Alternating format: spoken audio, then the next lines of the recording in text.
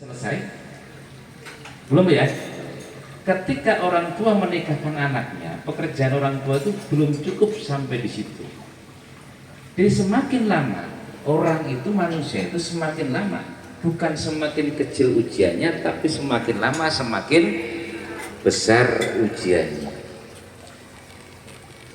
Ketika orang tua menikahkan anak, otomatis ketika itu anak sudah menikah dengan pasangannya. Ketika sudah menikah dengan pasangannya, apakah anak itu tidak minta sama orang tua lagi? Ada yang masih, ada yang tidak. Tetapi di dalam rumah tangga itu pasti nanti ada masalah baru, yaitu antara ini mempersatukan dua keluarga, laki dan perempuan, dan itu tidak gampang. Kenapa? Karena kultur, budaya, kebiasaan, karakter keluarga yang laki dan keluarga yang perempuan itu pasti berbeda, yang menjadikan sulit menyatukan sebuah perbedaan. Maka ini saya kembalikan kepada Allah, bahwasanya ketika kita ini mempunyai perbedaan, maka kembalikan kepada Allah dan Rasulnya. Ya, surat 3 ayatnya 109 dulu atau 103. Nanti 103 dan 109 ya. 103 dan 109.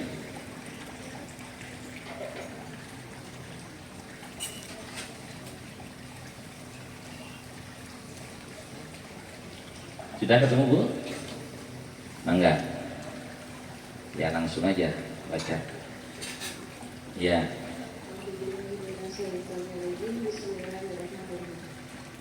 Ya. Ayat 3 109 ya? Ya 103 dulu.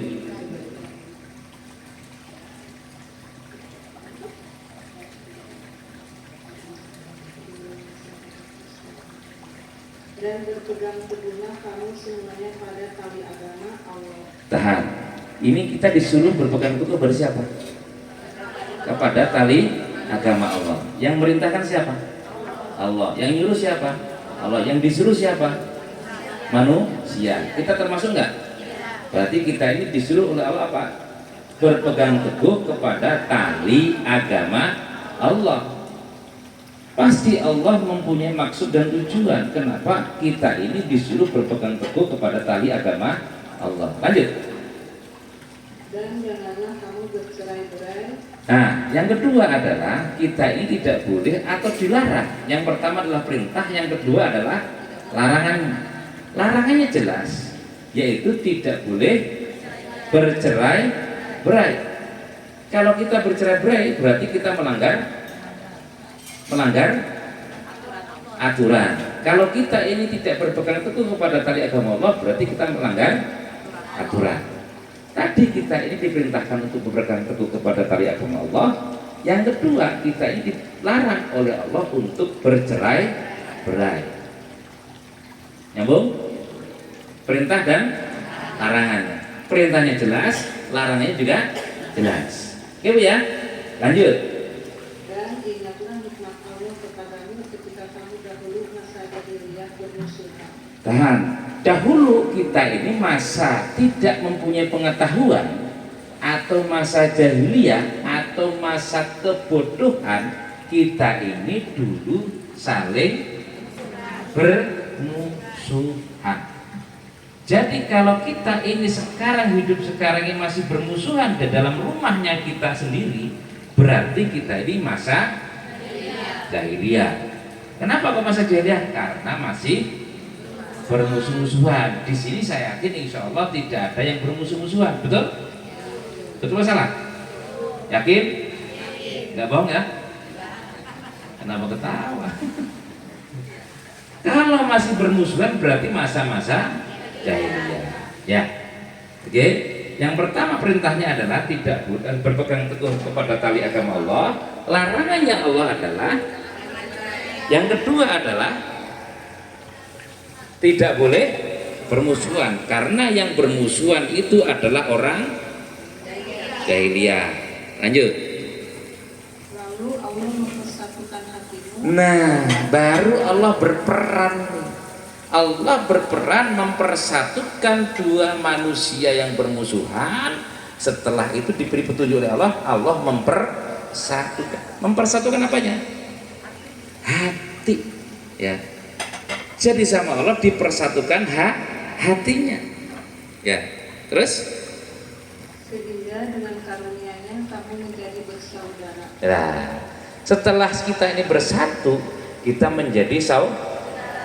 Kira-kira saat ini ibu-ibu yang ngumpul di tempat ini saudara atau bukan? Yakin? Tadi ada yang gunjing nggak tadi? Ada yang gunjingin temennya nggak yang di sini tadi? Ada nggak? Sedikit kan? Ada nggak yang gunjing temennya? Jilbabnya itu nggak matching sama bajunya gitu. Makanya banyak banget. Sandalnya kok begitu? Gitu. Norak banget. Ada nggak yang seperti itu? Ada. Oh ada. Jadi ketika manusia itu masih bermusuh-musuhan, berarti manusia itu masih masa jahiliyah. Kalau manusia itu masih belum berpegang kepada tali agama Allah, berarti dia masa jahiliyah. Kalau manusia itu masih melanggar aturan Allah, berarti dia masa jahiliyah. Kalau manusia dipersatukan oleh Allah, kok dia tidak mau, berarti dia masa jahiliyah. Inilah yang dimaksud bahwasanya Allah itu mempersatukan lewatnya hati, bukan masalah wajah ataupun rupa, bahkan tidak ada kaitannya dengan kedudukan secara status sosial ataupun ekonomi. Tapi Allah yang dibicarakan adalah hati. Maka hati itu harus pakai dua, Bu. Jadinya hati itu harus pakai dua. Jadinya harus hati-hati. Kalau hatinya pakai satu berbahaya. Harus hati-hati. Lanjut, Bu.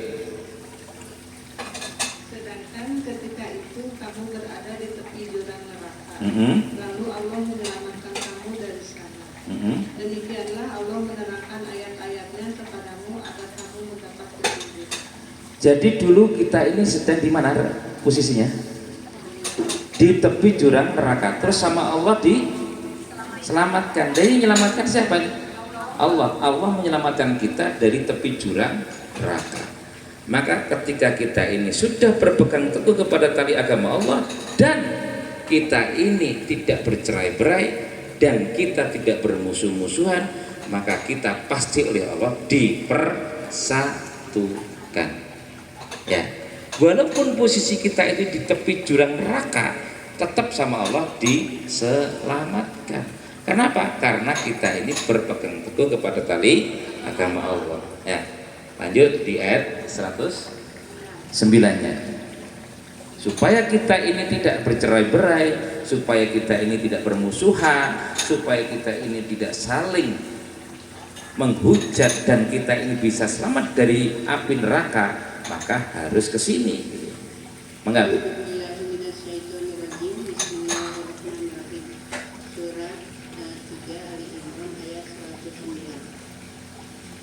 Dan milik Allah lah apa yang ada di langit dan apa yang ada di bumi. Tahan. Punya siapa langit dan bumi? Allah. Pertanyaannya, ibu kalau pinter itu punya siapa? Allah. Ibu sekarang ini menikah dengan suami ibu milik siapa? Hah? Milik suami, milik Allah. Ibu punya baju cakep-cakep begini, ini milik siapa? Beli apa minta? Beli apa ngambil? Beli ya? Beli apa warisan?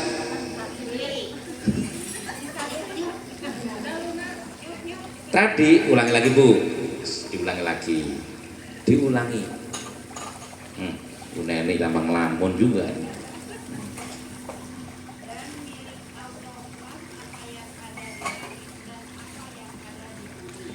Dan milik Allah lah segala apa yang di langit dan di bumi. Ibu punya rumah? Milik siapa?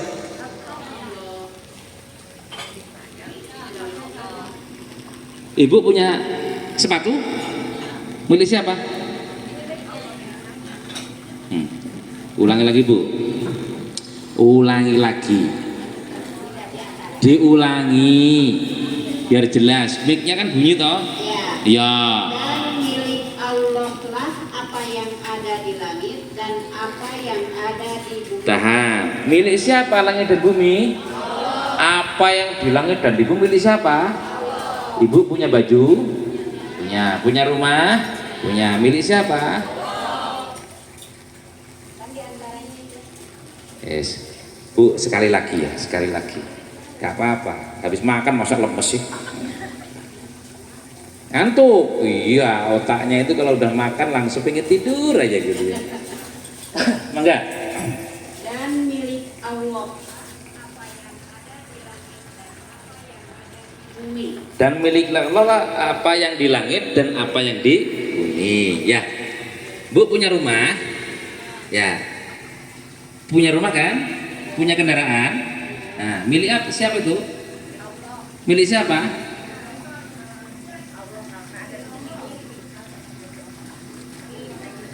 Milik Allah lah segala apa yang di langit dan apa yang di bumi. Jelas? Jadi ibu punya rumah milik siapa? Kendaraan milik siapa? Suami milik siapa? Anak milik siapa? Nah, jadi kita ini nggak punya gitu loh. Jelas? Ibu punya sepatu, punya siapa? Punya baju, punya siapa?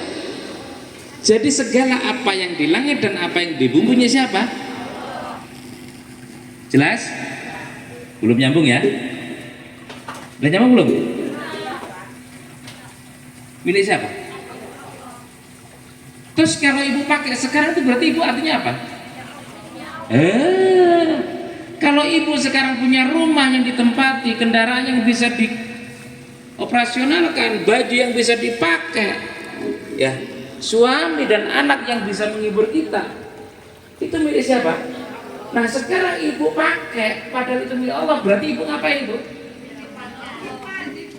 Kok titipan nggak boleh dipakai loh? Hah? Dipinjemin sama Allah. Kalau dititipkan itu nggak boleh dipakai. Ibu nitipin motor ataupun nitipin mobil di tempat penitipan, boleh nggak dipakai oleh yang punya penitipan? Kalau ibu nitipin anak, boleh nggak dipakai anaknya? Nitipin suami, ini jangan sampai salah penitipan. Ini tempat penitipannya orangnya, wah, ini malah suaminya betah di penitipan daripada di rumah sendiri. Suami pinjam, suami pinjaman. Oh iya, artinya Allah ini meminjamkan fasilitas kepada kita semuanya, yang mana fasilitas itu bisa dipakai oleh manusia, termasuk suami, termasuk anak, termasuk rumah. Jika pinjaman yang dipinjami oleh Allah itu rusak setelah ibu pelihara, rawat, ya sudah dibuang, dikembalikan kepada yang punya. Pak, ini artinya sudah nggak ada di muka bumi ini. Artinya Allah mengambil titipannya, pinjamannya kepada kita, diambil lagi oleh Allah. Jadi wajar dong kalau semuanya harta itu keluar masuk. Kenapa? Karena itu adalah pinjaman. Karena pinjaman oleh Allah diambil, tak pinjami waktunya saya ambil, maka kita nggak boleh mempertahankan apa yang telah dipinjamkan. Tapi sekarang Pak, ini orang yang minjemin sama yang pinjam, ini galaan yang pinjam itu. Iya, ya kayaknya merasa. Nah, ini Allah maksudnya. Kalau kita ini juga kadang-kadang sama, kita dipinjam dari Allah, tapi kita ngomong ini milik saya. Halo, udah. Ini milik saya, sehingga ketika hilangnya barang, entah itu barang hidup ataupun barang mati, ketika itu nggak ada diambil oleh yang meminjamkan, kita ini galak sama yang minjemin. Yang disalahkan siapa? Allah. Saya nggak rela suami saya diambil orang lain. Ini suami satu-satunya yang nggak ada. Limited edition. Kenapa Allah ngambil? digali yang baru berarti. Nah, berarti lillahi ma fis samawati wa ma fil ardh. Kepunyaan Allah apa yang segala apa yang di langit dan di bumi. Maka rasa kemelekatan kepemilikan terhadap apa yang dipinjam dari Allah harus kita pasrah, relakan. ya. Rela. Pakat ya? Ya. Ayo Bu, ya.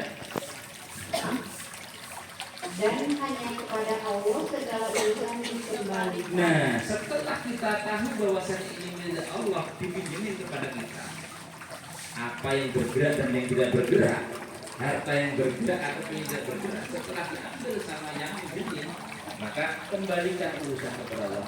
Maka harus tanya kepada Allah setelah mengambil gantinya apa? Kamu pinjemin apa lagi kepada saya? Gitu ya? Kira-kira berani nggak? Ibu kalau minta kepada Allah jelas nggak? Gimana contoh doanya?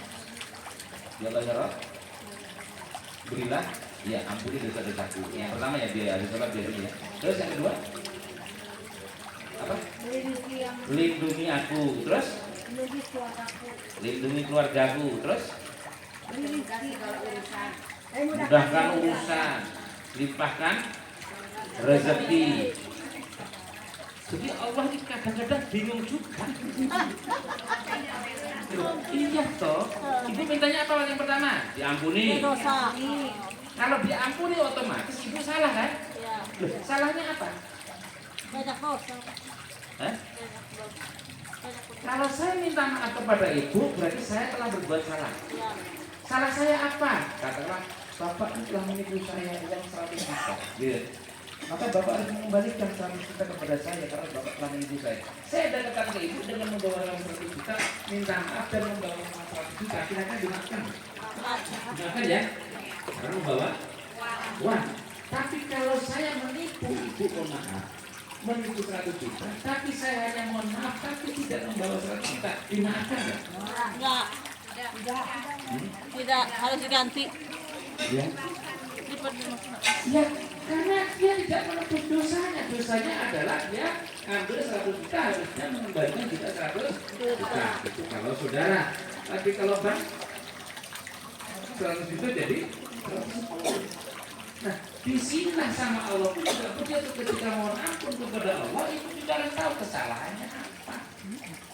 Seperti Nabi Adam ketika dia berdoa Rabbana dzolamna anfusana wa illam taghfir lana lanakunanna minal khasirin. Ini pengakuan kesalahan Nabi Adam terhadap Allah bahwasanya mereka Nabi Adam dan istrinya itu telah berbuat salah atau berbuat dosa. Dosanya apa?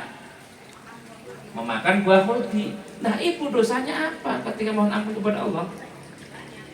Ya jangan ngomong banyak, banyak kan ada nomornya Bu, 1, 2, 3, 4, 5, 6, 7. Suaminya Pak. Gimana Pak? Ambil uang dompet suaminya. Ngambil uang dompet suaminya, betul? Nah, sahabat. Suaminya mandi. Suaminya nggak kurang akal juga, disempatin juga di tempat-tempat yang tidak diketahui oleh istrinya. Aduh, gitu ya. Nah, ruwet dunia ini. Nah, dosanya harus tahu, kesalahannya harus tahu. Ya Allah ya Rabb, tadi saya menipu suami saya ya Allah, gitu ya. Saya tadi ngambil uang di dompet suami ya Allah, sehingga suami juga nggak tahu ya Allah gimana saya minta ampun kepadamu ya Allah. Itu baru tahu mohon ampun. Lah kita mohon ampunnya gimana? Ya Allah ya Rabb, ampuni dosa-dosaku, tapi kan nggak dihitung. Halo, Hula, hai. Lah ini yang jadi masalah kita. Ini setiap melangkahkan kehidupan kita ini, oh kok banyak, kita ini kok banyak dosa ya. Memang banyak dosa. Maka sebelum itu menjadi tumpukan pasir, kita hitung setiap kita mohon ampun, kita sebutin paling nggak minimal 2 lah dosa yang disebutin itu. Bisa. Oke, sekarang kalau boleh ngomong, ini ibu nyebutin 1 aja di antara ibu, 1 aja dari antara ibu-ibu ini yang hari ini telah berbuat salah. Siapa nih? 1 disebutin. Apa Bu? Marah-marah. Marah-marah ini berarti sebuah kesalahan itu bukan? Lama-lama kalau marah-marah ini diteruskan akan menjadi sebuah karakter. Kalau menjadi sebuah karakter, ibu nanti akan tensinya naik. Setiap hari itu marah-marah, maka tensi darah itu akan naik. Setelah naik tiap hari, ketika umur ibu masih sekian, masih kuat. Tetapi kalau sudah menginjak pada 60 sampai 70 ke atas, maka itu sudah nggak kuat, akan menjadi masalah, yaitu pecah pembuluh darah. Yang terjadi adalah sakit. Yalah, bahasa kasarnya stroke. Nah, disinilah kita cepat-cepat mohon ampun kepada Allah. Karena apa? Karena kita ini adalah manusia yang penuh dengan kelalaian. Makanya Allah memberikan solusi kepada kita. Ketika kita ini banyak berbuat salah, maka Allah memberikan ampunan. Maka Allah itu Al-Ghaffar, sifatnya adalah, salah satunya adalah Maha Pengampun. Nah, di antara semuanya ini, kesuksesan seseorang itu dimulai dari rumah. Sukses dan tidaknya seseorang pasti dimulai dari rumah. Jadi jangan heran kalau ada seseorang yang sukses jadi juara olimpiade, menjadi Pak Camat, menjadi Bupati, menjadi Gubernur, bahkan menjadi Presiden. Coba lihat kehidupan dulu di rumahnya seseorang tersebut. Tapi kalau anak kita atau kita selalu gagal, maka kita harus kembali ke rumah. Masalahnya di mana rumah ini? Ya. Karena masalah itu berasal dari rumah. Betul apa salah, Bu? Ya. Ini kita ulik dulu dari Allah, bahwasanya Allah menginformasikan masalah itu berasal dari rumah. Kalau rumahnya beres, keluarnya beres. Kalau di rumah bermasalah, nah makanya ada lagu. Ya, kalau ada masalah di rumah, kalau kuat diselesaikan, kalau nggak kuat ditinggal ngopi, Bu. Maka kaum laki-laki banyak yang kopi, banyak yang ke warung kopi. Kenapa? Karena di rumah nggak betah, banyak masalah. Makanya laki-laki ke warung kopi. Contohnya saya gitu aja, nggak ada orang lain. Oke, nah sekarang ketika kita ini pengennya adalah kesuksesan, maka harus dimulai dari rumah tangga. Nah di rumah tangga itu pasti ada masalah. Salah naruh sandal aja itu pasti masalah.